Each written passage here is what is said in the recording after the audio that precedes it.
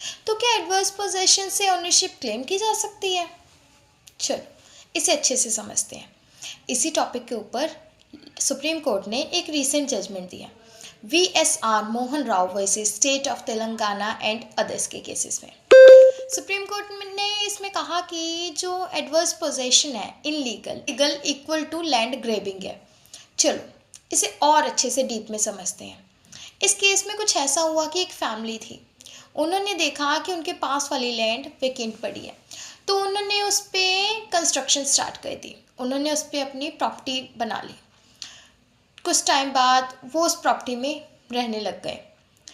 कुछ सालों बाद वहाँ का रियल ओनर आया और क्लेम करने लगा कि ये लैंड उसकी है, उसके पास उसका ओनरशिप है, उसको पोजेशन क्लेम करना था।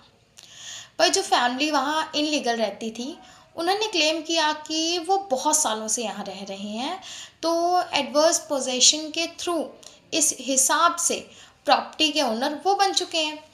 बट सुप्रीम कोर्ट ने क्लियर किया कि अगर कोई किसी प्रॉपर्टी में इंटेंशनली ऐसा रह रहा है कि अनऑथराइज्ड पोजेशन रख रहा है और सोच रहा है कि कुछ सालों बाद वो एडवर्स पोजेशन को ओनरशिप में कन्वर्ट करवा लेगा या उस प्रॉपर्टी की ओनरशिप अपने नाम पे कर लेगा, तो ये इक्वल टू लैंड ग्रैबिंग माना जाएगा। सुप्रीम कोर्ट ने कहा कि पोजेशन को लीगली प्रूफ करना पड़ेगा।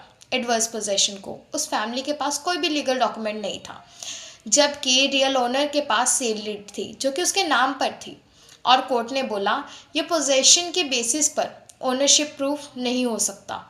वैलिड ओनरशिप और टाइटल होना मैंडेटरी है। So without a valid title और ownership of property is equal to land grabbing. तो ऐसी ही जानकारी के लिए, रीसेंट जजमेंट्स के लिए, केस लॉस के लिए और अलग अलग क्वेश्चंस के लिए पावर ऑफ लॉ चैनल को सब्सक्राइब करें, लाइक करें, कमेंट करें। Thank you.